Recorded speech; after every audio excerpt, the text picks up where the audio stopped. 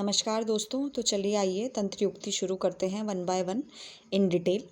मौलिक सिद्धांत डिपार्टमेंट के पीजी स्कॉलर्स फर्स्ट ईयर के जो हैं उनको ये नोट्स हेल्प करेगा। मैं रिसर्च यूज़ और clinical use one by one सारी तंत्र युक्ति का बताती चलूँगी।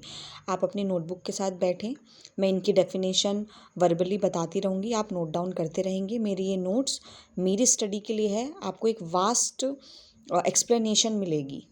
अधिकरण मेन सब्जेक्ट कहा गया है, ठीक है। श्लोक यहाँ पे रिटन है, एग्जाम्पल्स बहुत सारे रिटन हैं। तो तंत्र युक्ति में सबसे पहले अधिकरण है, इसकी डेफिनेशन आप लिखिए, मैं बता रही हूँ। जिस विषय का लक्ष्य कर कुछ कहा जाता है वह विषय अधिकरण कहलाता है। जिस विषय का लक्ष्य कर कुछ कहा जाता है वह विषय अधिकरण कहलाता है, ठीक है। बाकी आप पॉज करके मेरी ये नोट्स इन डिटेल पढ़ सकते हैं। मैं ईच लाइन एक्सप्लेन करूँगी तो वीडियो फ्रेंड्स बहुत ज़्यादा लेंदी हो जाएगी, क्योंकि तंत्र युक्तियाँ भी बहुत सारी हैं। मेरे नेक्स्ट फॉलोअप टॉपिक्स रहेंगे तंत्र दोष, तंत्र गुण इन डिटेल। आप ये सब पढ़ सकते हैं, इनके मैंने एग्जाम्पल्स दिए हुए हैं। क्लिनिकल एप्लीकेशन में बोला गया है, जैसे अधिकरण हेल्दी आदमी के लिए या हेल्दी इंडिविजुअल के लिए अधिकरण रहेगा उसकी हेल्थ की मेंटेनेंस रहे।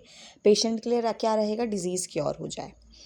रिसर्च में इसका क्या यूज़ है, to prove alternate hypothesis that is which will work और नॉट, और which drug will work in any particular disease, जो हम ट्रायल करते हैं, ठीक है। यूजी स्कॉलर्स के लिए ये रिसर्च और क्लिनिकल अभी इतना नेसेसिटी है नहीं, आप पढ़ेंगे एडिशनल अच्छा है। आगे जाके आप मौलिक सिद्धांत में करना चाहेंगे पीजी, उनको हेल्प करेगा। जो कर रहे हैं उनके लिए तो ये बेस्ट है। यूजी वाले अपने हिसाब से एग्ज़ाम पॉइंट ऑफ व्यू के हिसाब से इसमें से नोट्स अपने बना सकते हैं। नेक्स्ट है योग। योग को बोला गया है टेक्स्ट अरेंजमेंट। इसकी डेफिनेशन आप लिख सकते हैं।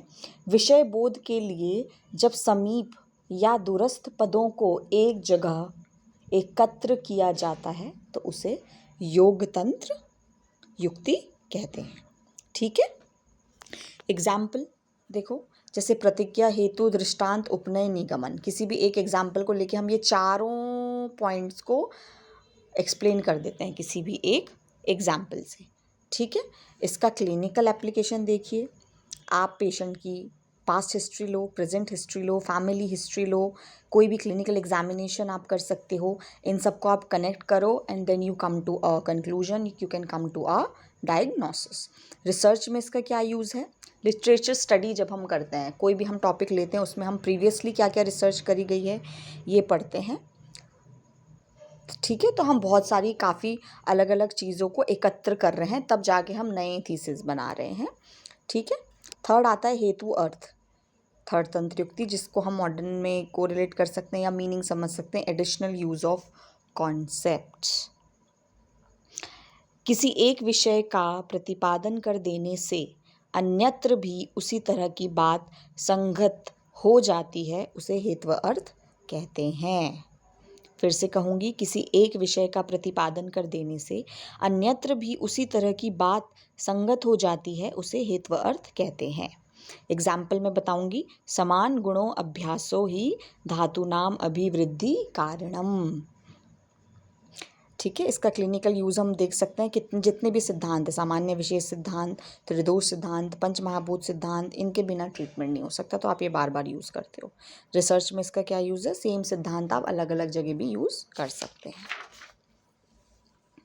नेक्स्ट आ जाता है पदार्थ, जिसका मतलब है वर्ड मीनिंग, हर पद का अर्थ, ठीक है।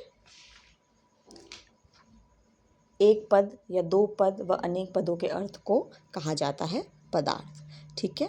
इसका आप क्लिनिकल यूज़ में देख लीजिए, कितने सारे नाम, जैसे डिजीज़ का नाम ही उरु स्तंभ है तो स्टिफनेस है उरु का, उरु रीजन का स्टिफनेस, तो पद से हमें पता चल गया। ऐसे और सारे एग्जाम्पल्स हैं।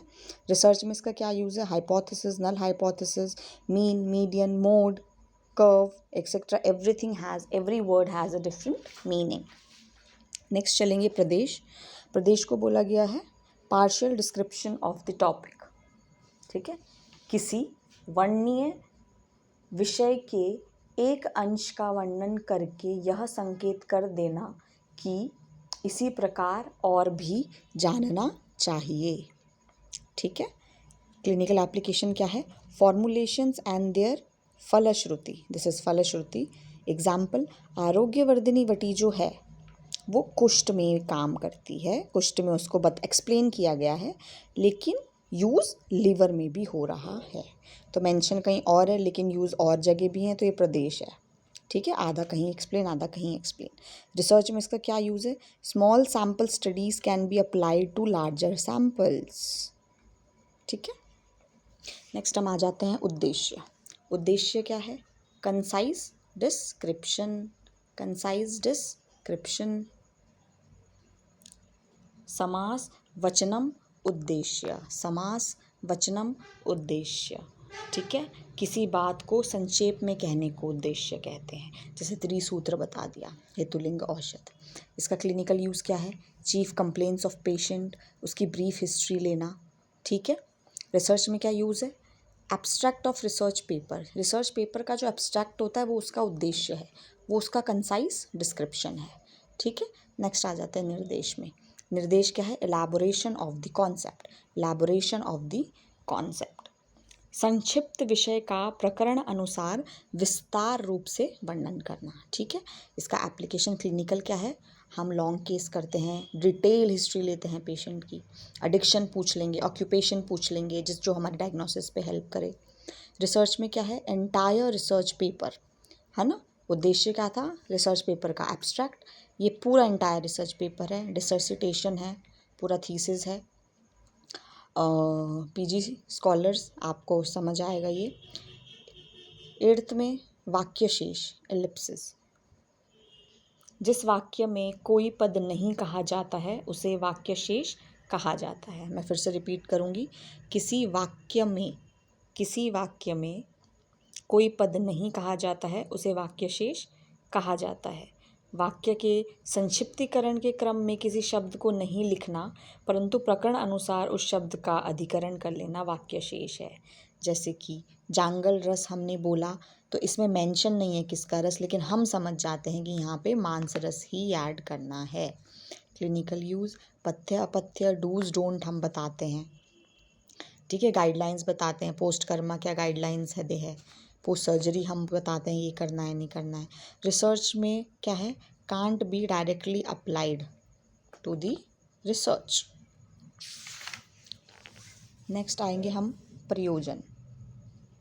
आई होप आपको थोड़ा क्लियर दिख रहा हो। प्रयोजन दैट इज मोटिव और purpose. All right, that means motive और पर्पस। जिस लक्ष्य की सिद्धि की कामना से किसी कार्य का आरंभ किया जाता है वो लक्ष्य प्रयोजन कहलाता है। ठीक है, क्लिनिकल यूज़ क्या है? Restoring health. कोई भी थीसिस वर्क हम कर रहे हैं उसका हमारा मेन मोटिव रहेगा हेल्थ मेंटेन होनी चाहिए भाई। रिसर्च क्या है? AIIMS and objective of your thesis is the purpose और मोटिव ऑफ योर थीसिस। तो ये तंत्रयुक्ति वहाँ यूज हो जाती है। Example, understand the drug use in any particular disease. Next आता है उपदेश। उपदेश का मतलब है एडवाइस। उपदेश का मतलब है एडवाइस। इसका मैं आपको छोटा सा डेफिनेशन बता देती हूँ, आप इसको नोट डाउन कर सकते हैं। आप्त व्यक्तियों द्वारा कथित वचन या सुझाव उपदेश कहलाता है। ठीक है, क्लिनिकल यूज़ इसका क्या है? अपथ्य अगर आपने किसी को बताया है तो उसकी रीजनिंग करो कि why you should not take this particular thing in any particular disease, any particular state of disease etcetera. Prognosis बताते हो तो रीजनिंग दो। रिसर्च में क्या है? Discussion, reasoning about mode of action of trial drug, everything. Okay, ये आप देख सकते हो। 12th है अतिदेश। अतिदेश का मतलब होता है फ्यूचर इंडिकेशन। उपस्थित या वर्तमान में विद्यमान, उपस्थित या वर्तमान में विद्यमान वस्तु के द्वारा भविष्य का साधन जब किया जाता है उसे अतिदेश तंत्रयुक्ति कहेंगे, अतिदेश तंत्रयुक्ति कहेंगे। ठीक है, एक एग्जाम्पल मैं आपको दे दूंगी। जैसे चरक विमान स्थान में प्राणवह स्रोतस में श्वास की, उदकवह स्रोतस विकृति में तृष्णा की, अन्नवह स्रोतस विकृति में आम दोष की चिकित्सा करना भी अतिदेश तंत्रयुक्ति का उदाहरण है। आप इसे नोट डाउन कर लीजिए। क्लिनिकल ट्रायल में क्या है? Current symptoms of the patient can suggest predict future health. Prognosis एक तरीके से। For example like in oncology patient आप प्रोग्नोसिस प्रिडिक्ट करते हो ना उनके स्टेजेस के वाइज, ठीक है। बाकी वो मेडिसिन में कैसा रिस्पॉन्ड करेगा, अच्छा करेगा तो गुड प्रोग्नोसिस है। रिसर्च में इसका क्या हेल्प है, इंटरप्रिटेशन ऑफ स्टैटिस्टिकल डाटा, ठीक है। आप फ्यूचर प्रिडिक्ट कर सकते हो स्टैटिस्टिकल डाटा से, ठीक है। आज के लिए मैं इतना ही है, फिर मैं नेक्स्ट वीडियो में आगे कंटिन्यू करूँगी। Thank you. इसके तंत्रयुक्ति की डेफिनेशन, इंट्रोडक्शन पार्ट और इसकी नंबरिंग्स किसने कितना बताया, ये सब मैं आप मेरे चैनल में जाके मेरी रील्स वगैरह देख सकते हैं। Thank you.